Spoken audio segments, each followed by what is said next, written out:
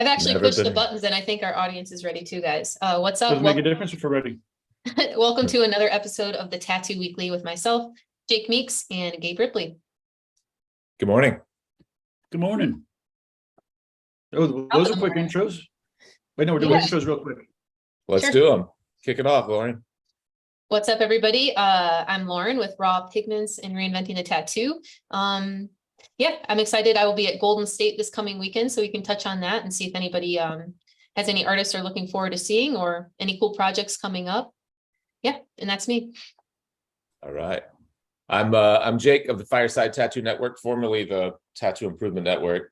I guess I should update my mugs. And our goal is to blur the lines between tattooing and fine art, help tattooers draw better pictures. You can find us on YouTube at Fireside Tattoo, and very soon you can find us on our all new Gabe Ripley engineered website, firesidetattoo.com, and it's gonna blow your minds By next week. by next week. All right.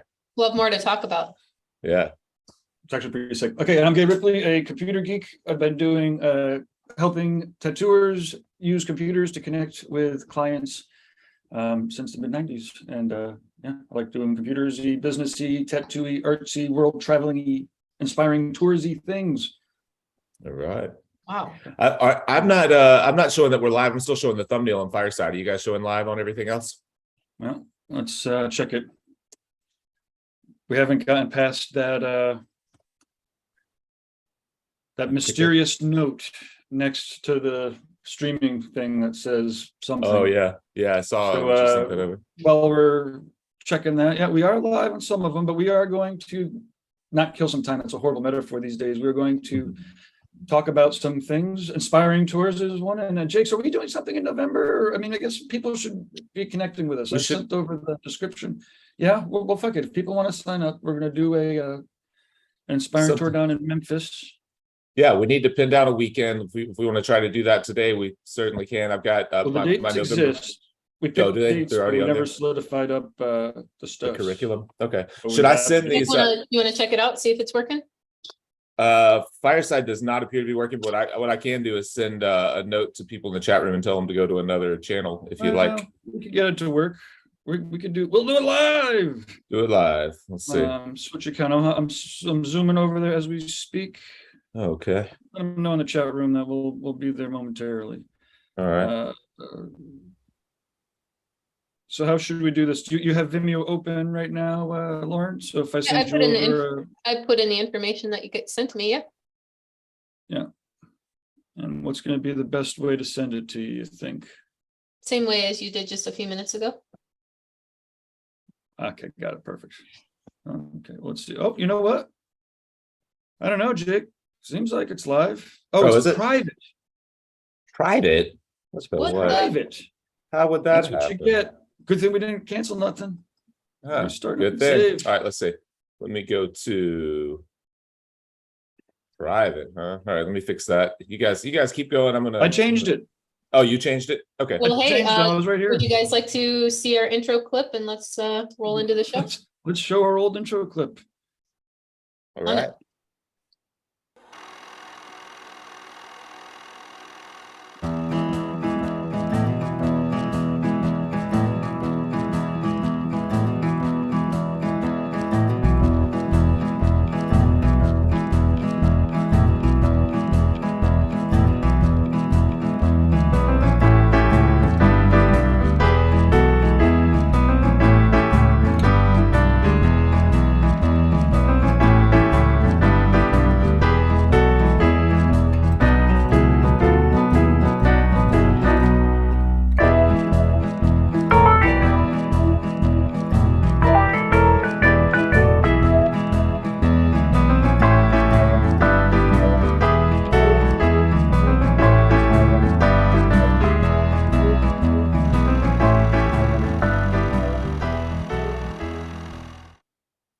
And voila. All right. Just as good as the last time I saw it. And still saying the old or Well- OG dates and times, but we are Mondays at 11 a.m. religiously, Yeah. or secularly religiously. Yep. Sacrilegiously, yes. Okay. Sacrilegiously, we're Monday mornings, are. not Sunday evenings.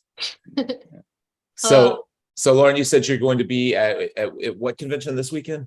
The Golden State Tattoo Expo. It's Okay. in Pasadena, California. I've talked about it on the show. We had the show going, I think, last year that I went, I believe. But yeah, they've done it since 2016, I believe. I remember the very first show I've gone. I usually go every single year, and it's kind of like one of those who you know events, you know.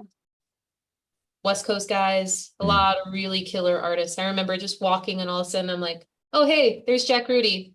Oh hey, there's BJ Betts, you know. Oh hey, there's so and so, just really Stefano or whoever it may be. I was talking to my buddy Seth at Hustle Butter, and they have 32 booths. It is definitely the spot where all of the big brands come out to take over as much as they can to make sure. I mean, again, to your point, they bring out all the talent, but it's like, yeah, they take over rows and rows. Some of those rows are bigger than my whole convention. Wow. I mean, Wow. and you know, Jake, I was kind of inspired by how you quickly just went around and did the interviews with the way you did it in Hell City. Oh, it was yeah. really cool. People were really relaxed with you. So I might, if you guys have anyone you'd like to hear from, I'd do something similar to that for you. Yeah, yeah. I'd love to look at the guest list and see. I loved that. I had such a great time. To Gabe's point, I need to make sure that I have a better quality mic. You even offered me a good mic, and I was like, nah, I'm just gonna wing it. And and then I hate to say it, but for all the other podcasters out, like, and I didn't mean to talk around you, Jake, but I was complimenting your video. No, I knew what and you I were was saying, like, yeah. I just wish you had a better mic. And Lauren was Yeah. like, I offered him a better mic. I'm You like, know, yeah, you know what's funny is I had one of these little Rode video micros, and I must not have had it connected properly because it was pointing at the guest. And if you notice, you can hear me perfectly clear asking the question, but you couldn't hear them. I'm behind the mic and they're in front of the mic. So I don't know what I did wrong there. I thought I had it pointed right at them, but that just goes to show you got to test stuff. And then at least I did test after 2 or 3 because I realized that what is that? Oh, yeah. Those are awesome. Yeah. Yeah. The little Rode, what wireless goes or whatever. Yeah, I definitely could have used those. I did test though, luckily after a couple of them, and found that I was recording in slow motion, so I had to go back and get them. Slow-mo doesn't. We should plug our guests. Yes, we All do. right, let's do it. I'm really looking forward to that. Do you have the images or anything like that, Gabe? I'm gonna fire them up in the background real quick here, so I can do a little screen share. But at the bottom of the hour, we have our guests as we've been interviewing people. So if you have anybody that you'd like to have on the show, tag them in something. Thea, Duskin, and Marcus Lund are two guests. That's awesome. And, this is Thea. She's obviously been on a couple shows and has been teaching seminars at the Paradise events and whatnot.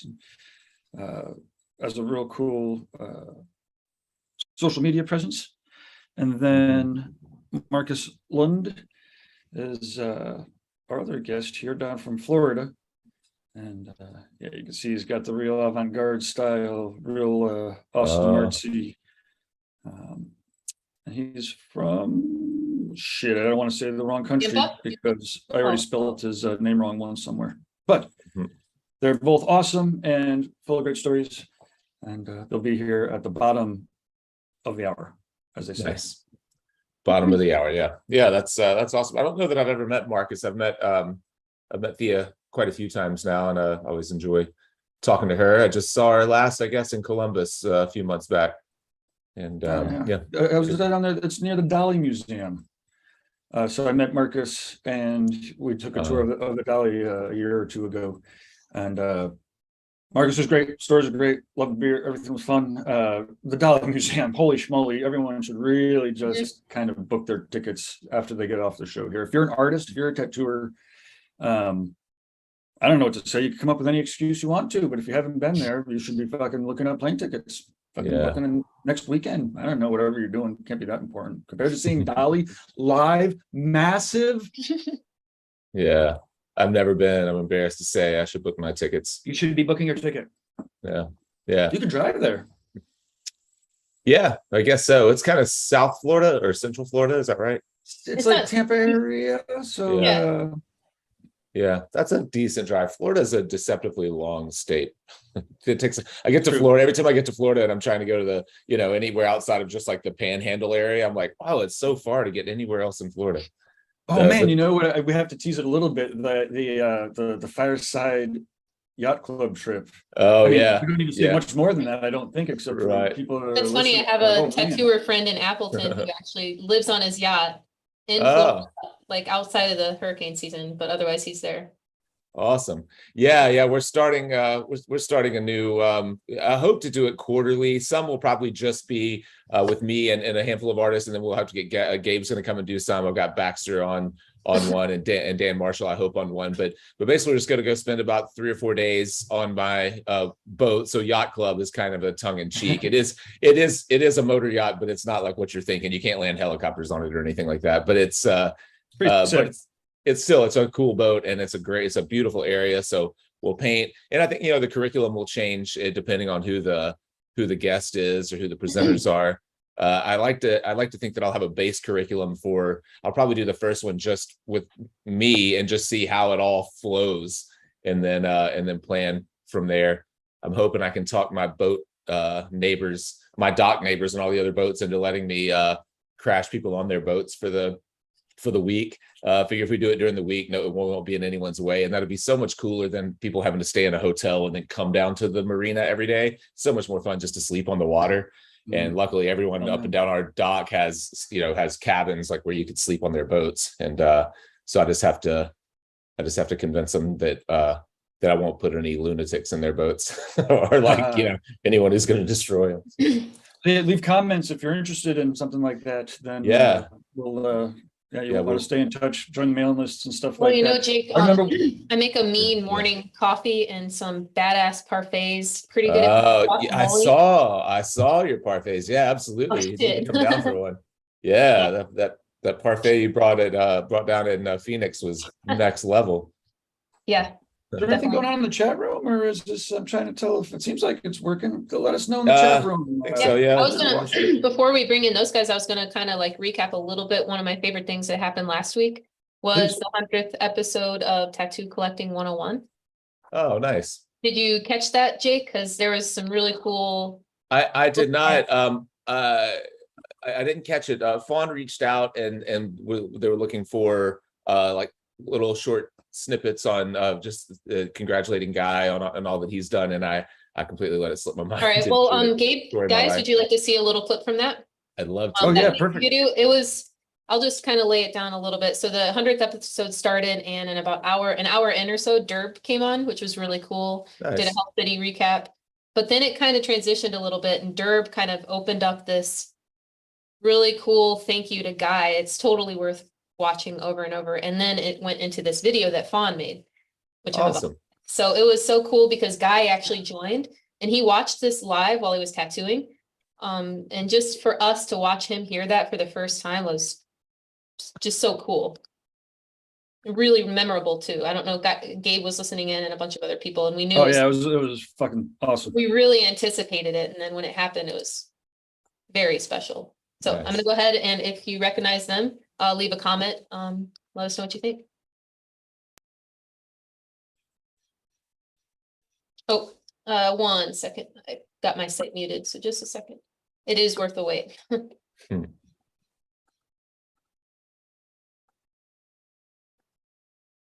And Guy really has, well, yeah, these are one of the reasons why we're here in the network. Okay. Precisely. For all the amazing things that you do for our industry. Ever since I met you 6 months into your tattooing, I knew you would be special, and you are. Thank you, buddy. From the first time that I ever walked into a tattoo studio, the first tattoo flash that ever really caught my eye and inspired me was Guy Aitchison's flash. Guy, you've been a huge inspiration for me, for the entire tattoo generation. The imagery that you've created on the skin that we never thought could be done, you've accomplished, and you've passed on a lot of education to the next generation as well. So I want to say thank you from the bottom of my heart. The tattoos that I've collected from you are literally the favorite tattoos that I wear today. And your artwork remains my favorite artwork as well. So I've collected your books all the way back since Special Effects for Tattoo Artists.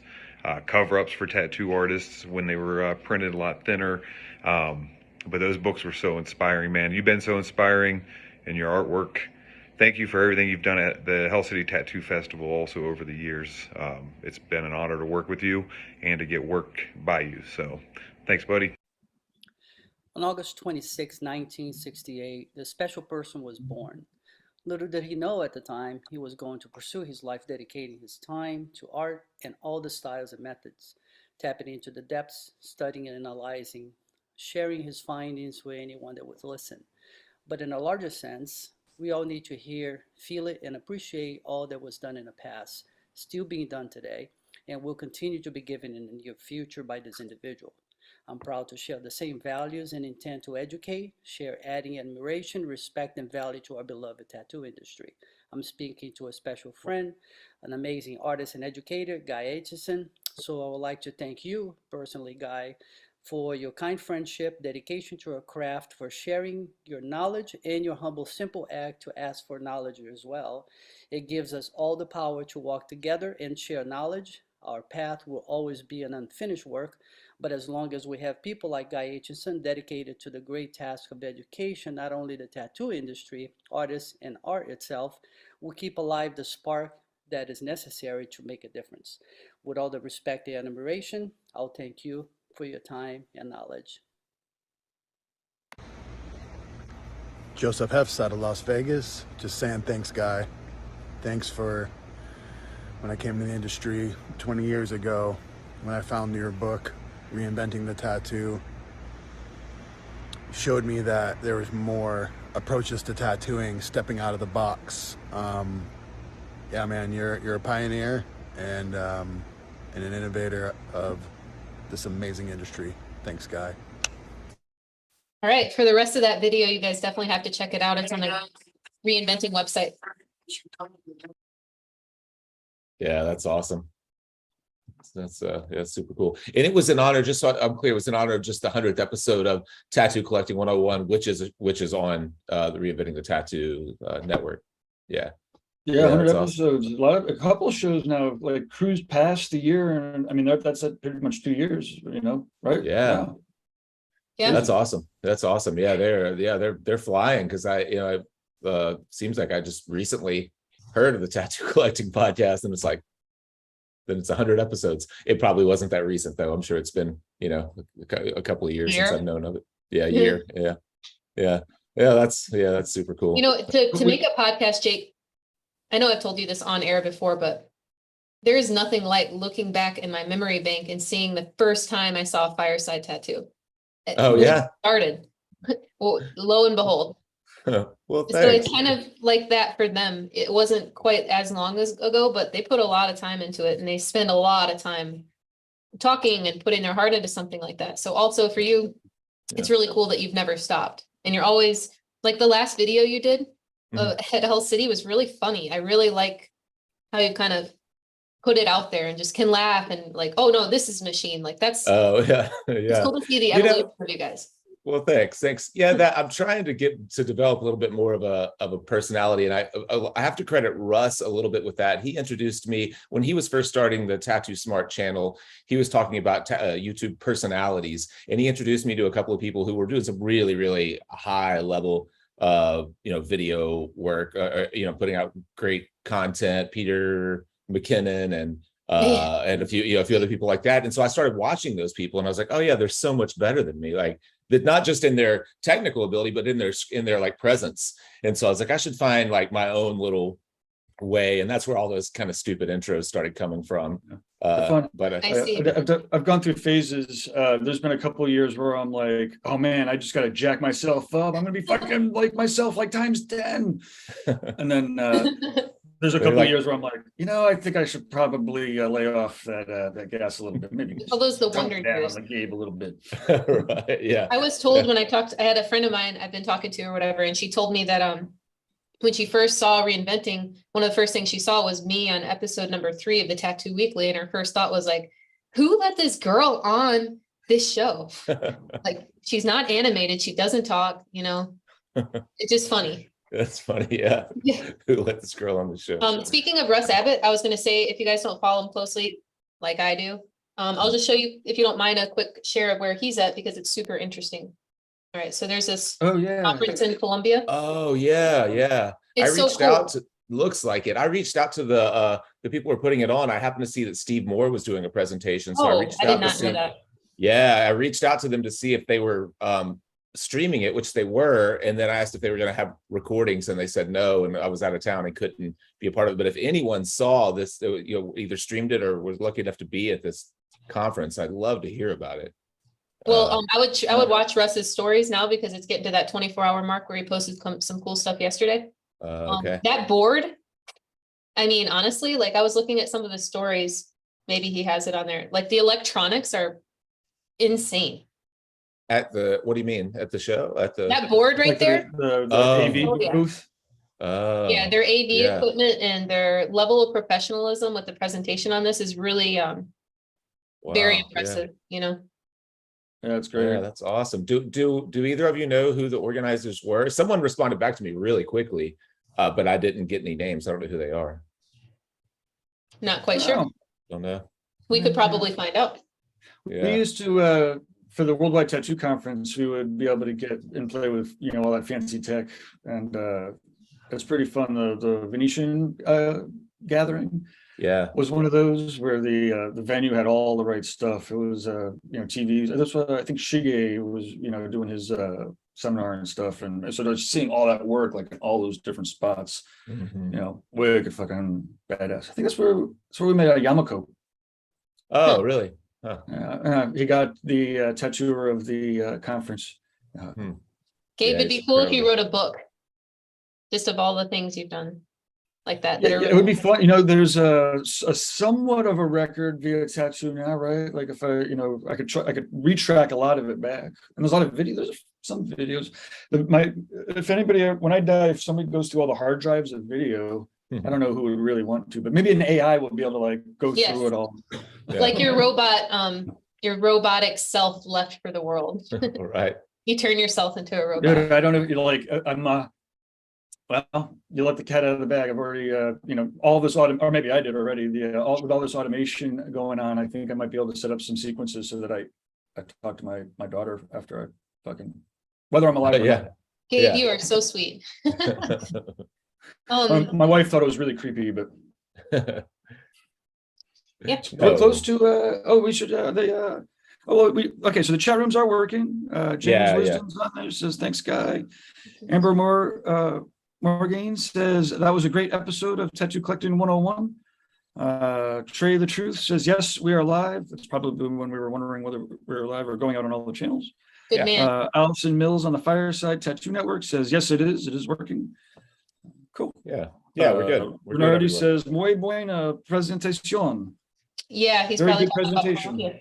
Yeah, the Columbia conference. Yeah, I really am curious. I wonder if Steve has ever done, you know, anything like that before, or plans to do it again. I'd love to catch his presentation. I know I saw just a little clip. The whole reason that I knew that Steve Moore was doing anything is he put up a little story or a post on his Instagram saying that he was going to talk about his process and his ideas on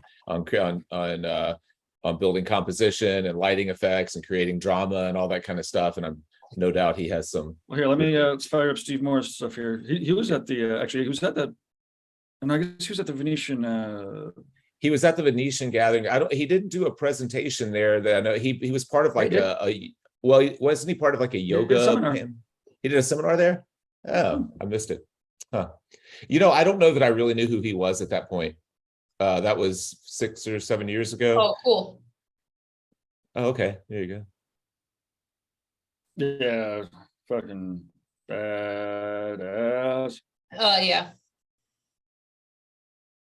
Mm. Man. And wicked nice, so nice. Yeah, I have that video's in That's what there Jason was somewhere. telling me about, that he's really nice. So nice, so sweet. There's one of the, when we were there, we did a like half-hour video interview with him.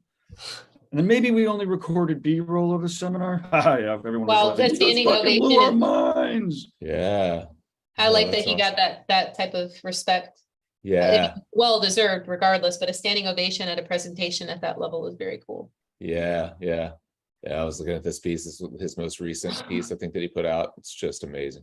Unreal. You know, Yeah. that said, I am still happy with the choice. I see all those people. I'm like, that's awesome. We should do that again. I'm like, you know, I actually am. We're going 5 people, 10 people, 15 people for the next year for me. Yeah, I Wow. like that. I like that too. Although, you know, Steve Moore could easily draw 5, 10, 15 people to a beautiful location to talk about his approach to illustration and design. You know, I've got another stellar large scale bodysuit person interested in Italy, and we had talked about Tuscany, and, you know, so I think that might be in the cards for next year. You dig them too. I don't want to talk about it before it's too early, but yeah. Okay, wait. Let's. Our guests are they popping in? I think they may or may not be watching. They should be popping in. I could hit them up though if they're not. It seems like there's a fourth someone on, doesn't it? Am I seeing a fourth little box over here to the side on our Zoom?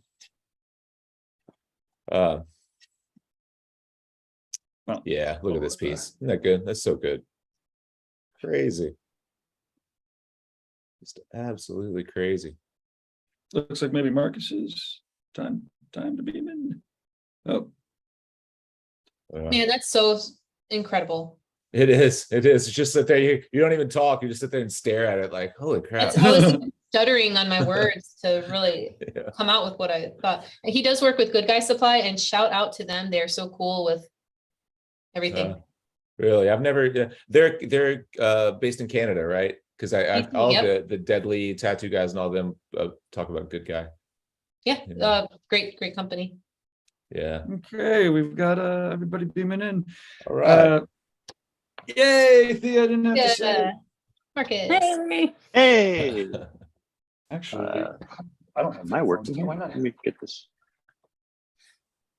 So pretty excited to finally have put this together.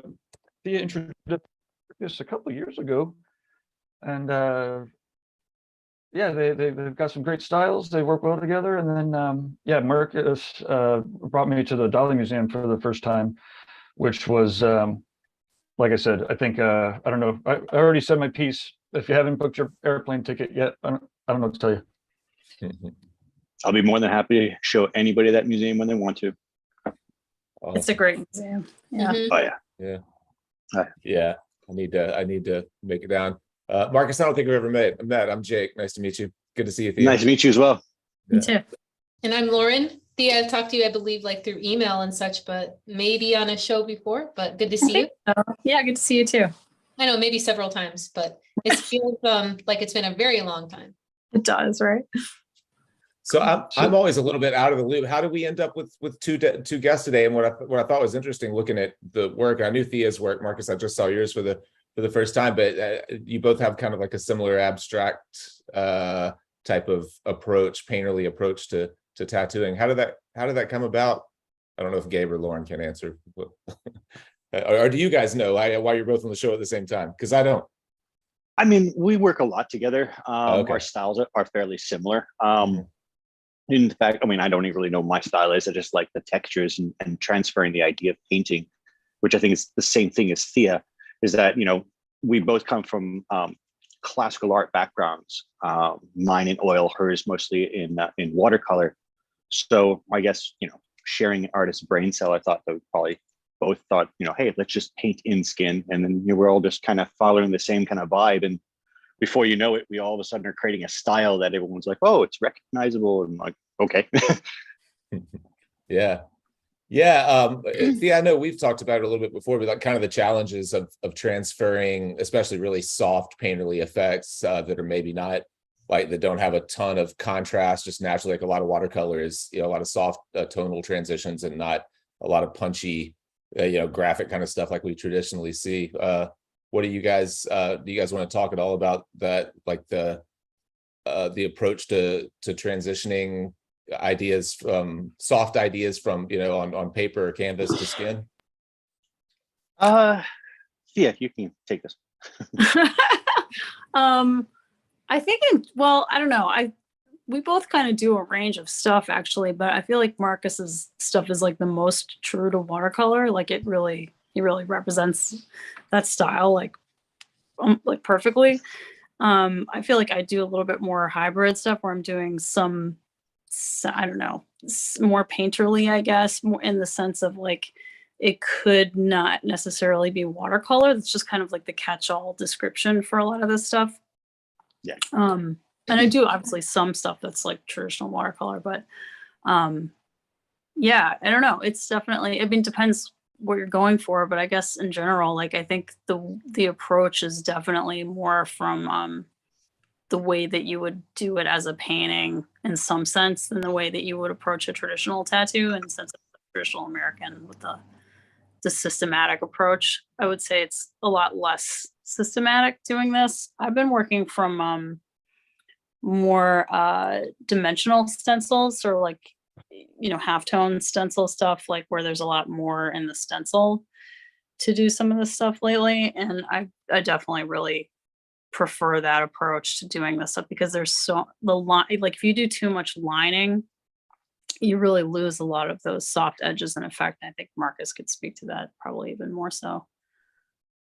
Yeah. I mean, I tell people that for me, I have a very formal tattoo foundation. Apprenticeship, all that, went through the whole works and making needles and so forth. 90s, it was a great time. But I tell everyone, if you really want to understand what this is, it's more like realism. Because you're trying to really emulate kind of what you see, like how does watercolor affect paper? Now just remove the concept of paper and replace that with skin. Granted, there's certain textures that you just can't do. I mean, I guess you could if you do like heavy saturation, and it's the same thing as you could do in color realism, because you're just trying to put everything there. The nice thing about it is that, like what Thea is saying, is that we get to play around with a lot more artistic expressions, like lost lines and things like that, where you have somewhat hard edge to one side, but then the other side of that edge just flows out into a color. I mean, but again, still all the traditional foundations of a tattoo are still applied. You have to know how to tattoo to do this stuff, you know, really, really well. Yeah. Yeah. And, you know, I remember Thea having this conversation. I don't remember where it was. Maybe it was during your seminar in Jiminy Peak a year or so ago, that we were talking about like the challenge of like longevity in skin when it comes to, you know, when it comes to soft painterly stuff. And if I remember right, you were like, you like the idea of it kind of the tattoo looking soft, or like it was kind of like grown out of the skin rather than looking like it's like, you know, standing out from, you know, from 20 yards away and like grabbing attention, the kind of delicate effect of a tattoo that ages, a soft tattoo, and how it ages in skin, huh? I would add to that I think I'm more interested in sort of selective value emphasis, where you have like strong areas maybe that are like pull your eye in. It's like a little bit darker, a little bit more high contrast, but then there's other parts of it that can, you know, get more lost, and it's like it's part of the design. You know, whereas like if everything is all the same, then it's like maybe you're losing too much of it as it softens up. But I don't know, I mean, like I always go back to like it's more about having value than line work, because like line work is like a crutch. If your whole design is dependent on that, it's not really actually visually impactful. Yeah. I remember we did an episode a couple of years back with Marcus Leonard, and he was talking about like how lines are the most kind of attention grabbing, the strongest contrast that we have as tattooers. And we talk about that a lot just in our all of our Fireside courses, but he thought of it in a different way. It's like, you know, every line has two edges. Yeah, there's an edge to each line. He's like, so your mind just instantly goes to like, is it sharp? Is it gonna hurt me if I run into it? He's like, you just have these instinctual responses to really bold edges or really hard lines. And so to your point, like if you by definition, they're the most like attention grabbing tool that we have. So we don't want to just use them haphazardly, throwing them all through tattoos. You really need to be selective, since they are one of your most powerful tools in your kit, you know.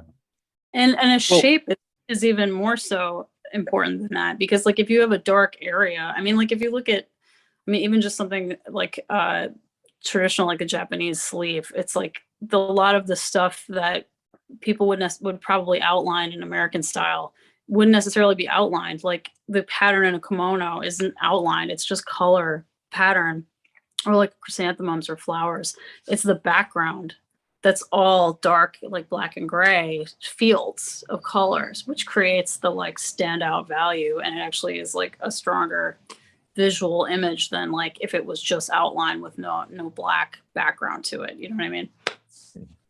Yeah. Well, for tattooing, I mean, historically, we also have to look at habits that we've picked up in modern tattooing over the centuries. Especially when you're looking at application like American traditional tattooing. American traditional tattooing is sharing the tradition of Japanese technique of tattooing and American or sailor scrimshaw, which the sailors are doing all the time, which is pretty much just tapping an outline, and then now they can fill it in because of the techniques they learned from the Japanese. So we always get used to that very graphic element. And so maybe traditionally we're just used to that illustrative look of things. Where now, I mean, when you look at the old masters' works from like the 17th century and so forth, there's no outline around that.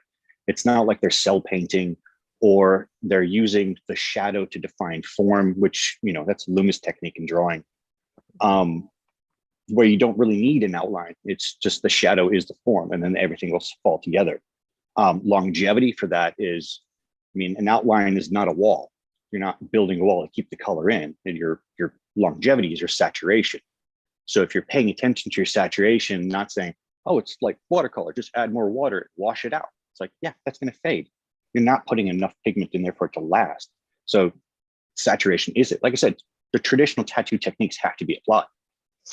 Yeah. Yeah, I think that's an important point. And it's something that a lot of as watercolor style tattooing gained, you know, popularity. That was something that I think a lot of tattooers, particularly more inexperienced tattooers, thought, well, I'll just wash color in like I would a really soft gray wash. And we've seen how that, well, it doesn't even look very good when it's fresh, and it certainly doesn't look very good when it ages in the skin. It's just a misnomer, right? I mean, like basically kind of like what Marcus was saying earlier about realism. It's something I would sort of refer to as trompe l'oeil. You're doing stuff that looks like different textures or different mediums, but it's all the same. It's all the same medium. You're just making that effect. Yeah. Yeah.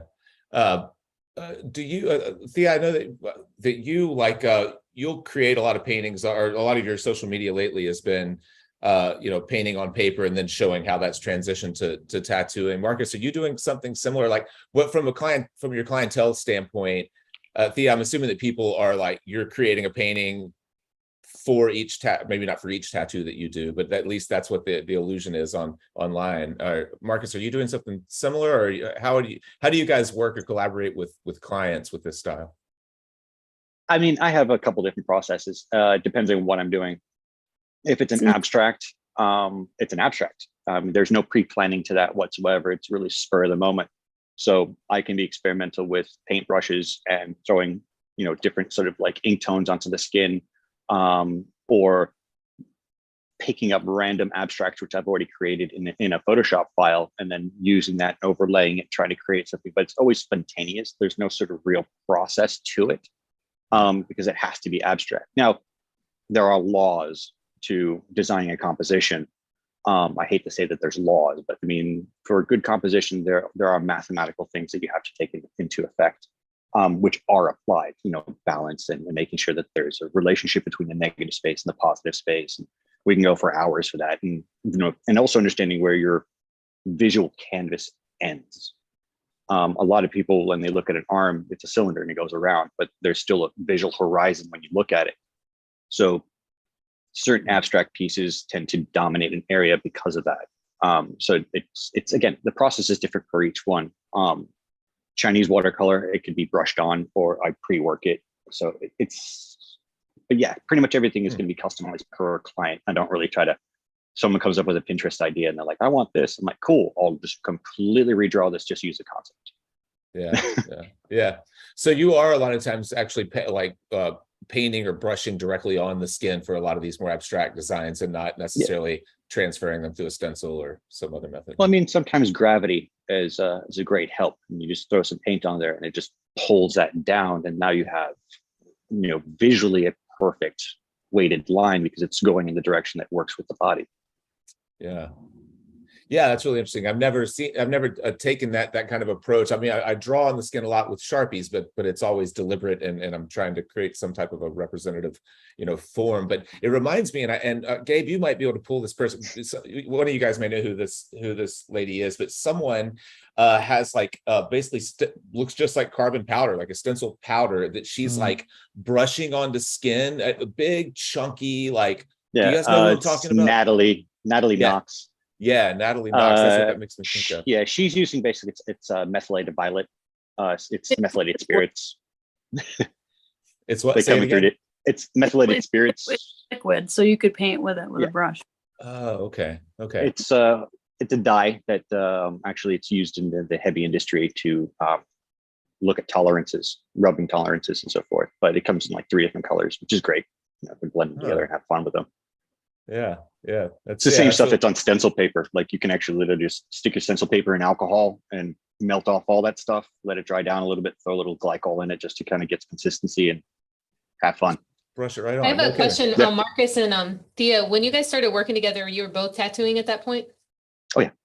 Oh yeah, we met like well into. I think it was yeah. Okay, I was just curious. Mm-hmm.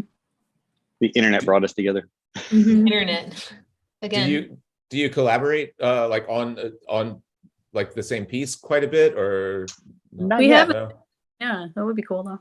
Yeah do that.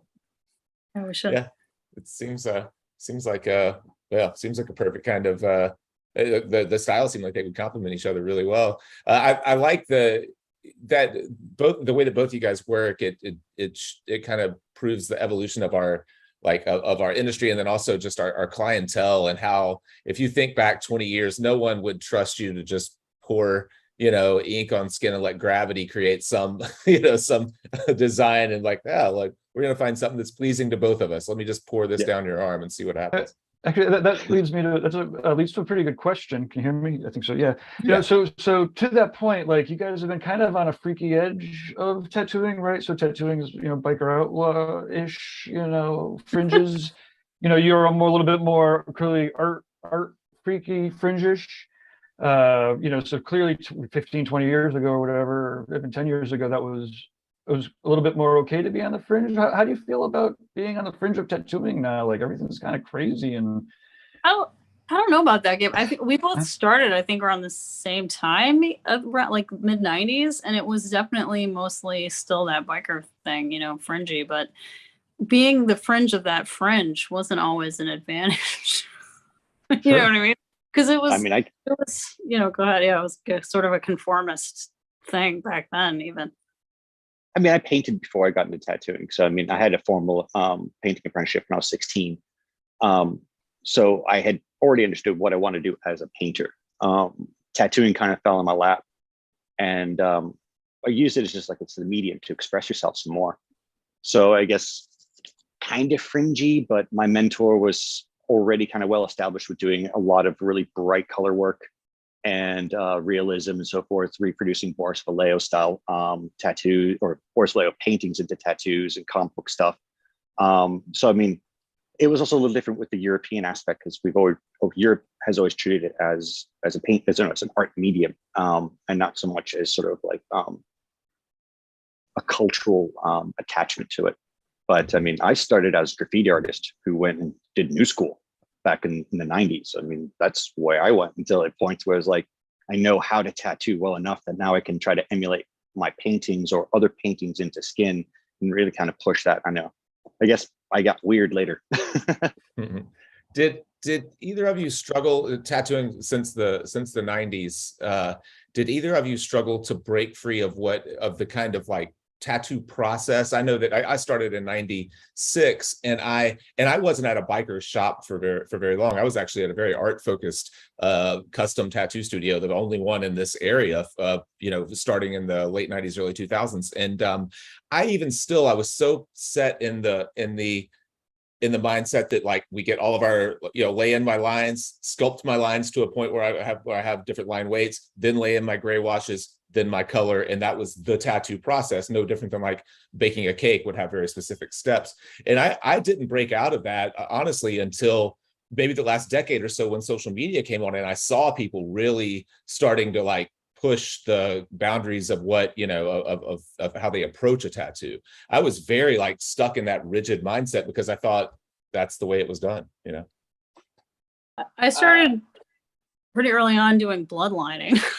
And like not even line, like it took me, like I didn't even really like line properly till like later. So I was sort of the opposite, where I was coming at it from like a pure artist sort of mentality to where, yeah, I was making artwork forever, and then wanted to get into tattooing as a medium and as a non-apprenticed outsider experimenting. Like I definitely was just sort of seeing what kind of effects I could create with it, and then had to learn. And then because it was that time where like nobody wanted anything weird except for like the few oddball people, I had to kind of get more, obviously like learn the skills of doing that sort of regular street shop tattoos and doing Cherry Creek Flash and tribal and stuff, like, which wasn't what I wanted to do at all really, and was like actually very frustrating because I would have been much happier in that kind of, in the environment that exists now, or like if I had been, yeah, with other artists. It took me a long time to even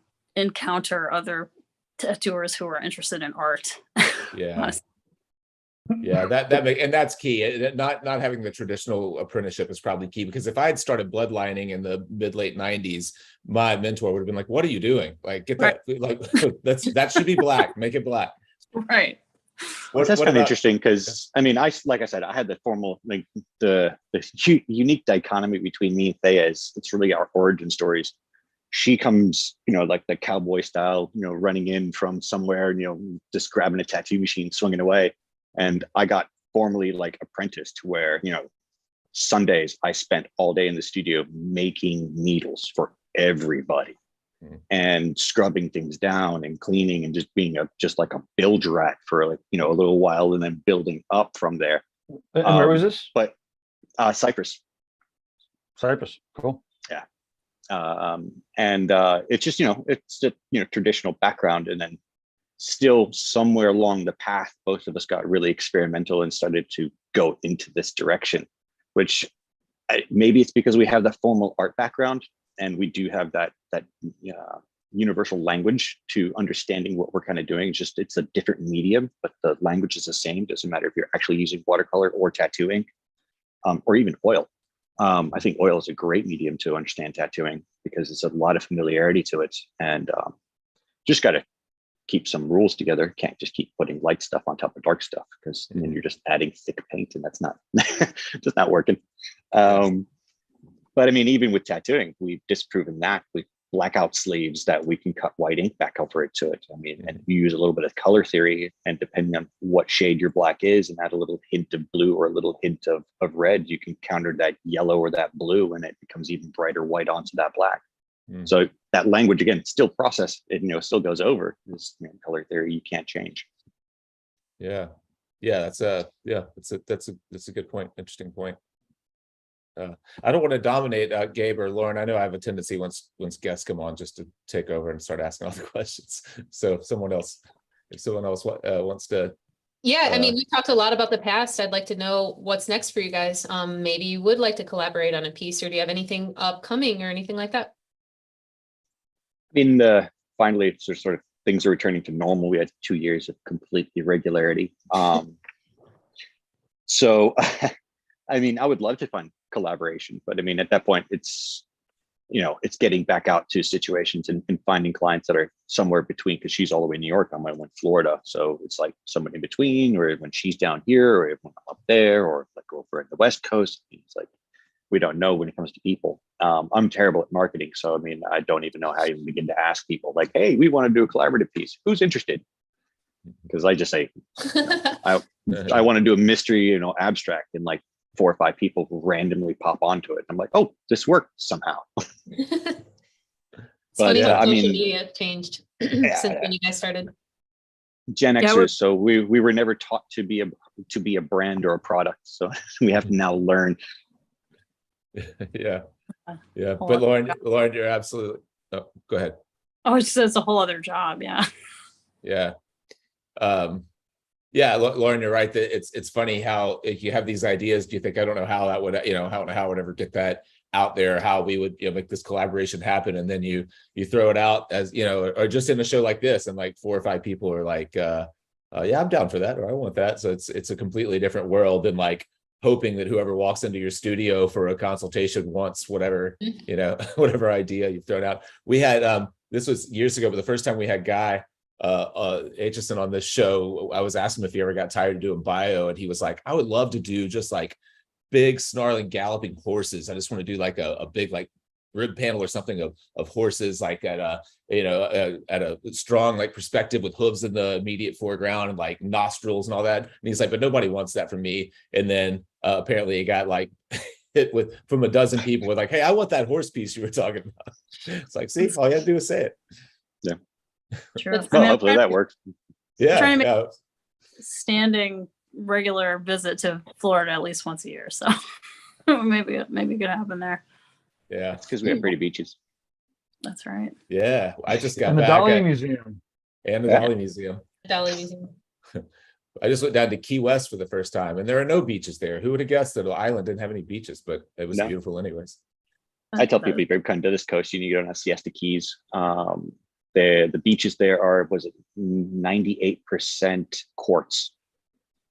Quartz, really? Quartz. It's crazy. It's literally a crystal beach if you really want to make fun of it, but it's like 98 or like close to 99% pure quartz. Wow. And there, what Awesome. are they called? The what keys? No, it's actually here in Oh. Tampa Bay area. You go down south from here to like towards Sarasota in the little altos that we have, and it's a beautiful, like it looks like sugar sand everywhere. Wow. And it's all quartz. Oh, wow, that's So awesome. any of those crystal hippies out there, you can go lay there and recharge. That sounds pretty cool. There's a Awesome. fair It is amount actually of really crystal relaxing. hippies to watch. I'll take you there too. Just hit me up. Yeah. I'm in Memphis, Tennessee, so it's like a 6 or 7 hour drive to the Panhandle, to like Destin, Panama City, though. So that's where everyone from our area. It's like the redneck Riviera from like from Orange Beach, Alabama, all the way through the Panhandle, and it's all the same kind of disgust. I mean, it's pretty enough. It's white sand and and clear water, but a lot of seaweed. It doesn't smell great, not the no really great restaurants or things to do. It's very touristy. A lot of tat shops though. Yeah, I've tattooed actually in Panama City quite a few times. I do Polynesian tattooing as well, so I got a lot of the bomb disposal guys from the Navy base when they graduated. Did a lot of Mark 9, like Mark 5 helmets, and a bunch of little sort of like Polynesian bits and so forth, which is it was fun. Yeah, I bet. Got to meet a lot of really interesting people. But I mean, that's the joy of our industry. We get to meet so many different unique people from so many different walks of life. I mean, the tattoo is like literally it's equalizing art. It doesn't matter who you are, what walk of life you are. I mean, it's the same for everybody. If you're a rich man or a poor man, the tattoo is exactly the same. Yeah. Did you have any upcoming travel that is scheduled, or how do you choose where you end up landing? Between conventions or guest spots.